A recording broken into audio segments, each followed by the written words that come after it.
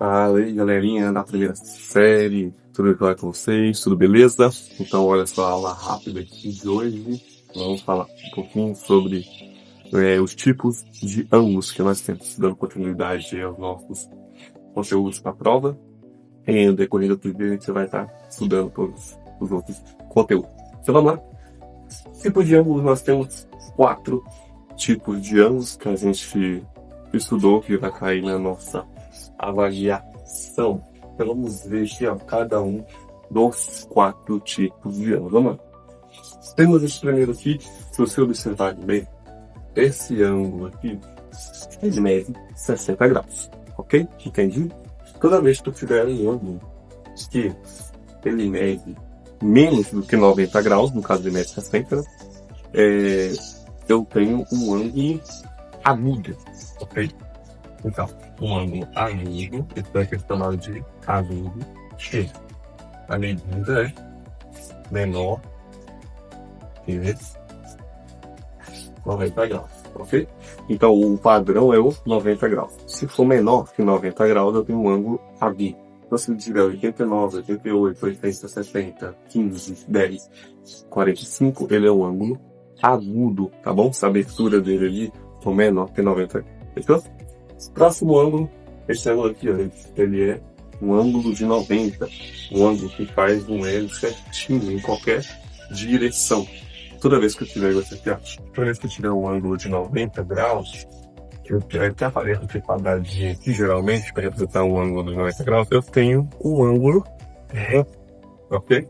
Um ângulo reto, o nome dele é ângulo reto, a medida dele é igual a 90 graus, ok? Ângulo reto, medida igual a 90 graus. Por isso que vem o nome de triângulo retângulo.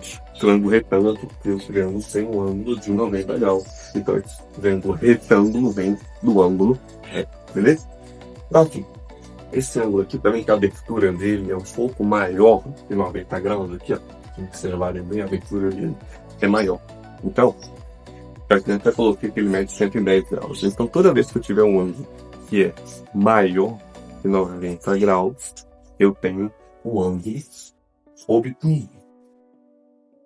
Ok? Então, esse ângulo aqui, a medida é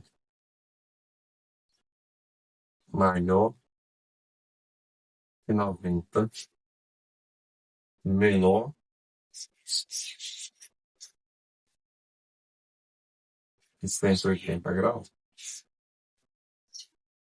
eu tenho um ângulo obtuso, ok? Então, se a medida do ângulo for maior que 90 e menor que 180, eu tenho um ângulo obtuso. Então, se for 95, 110, 120, 130, por aí vai, 105, vai ser um ângulo obtuso, beleza?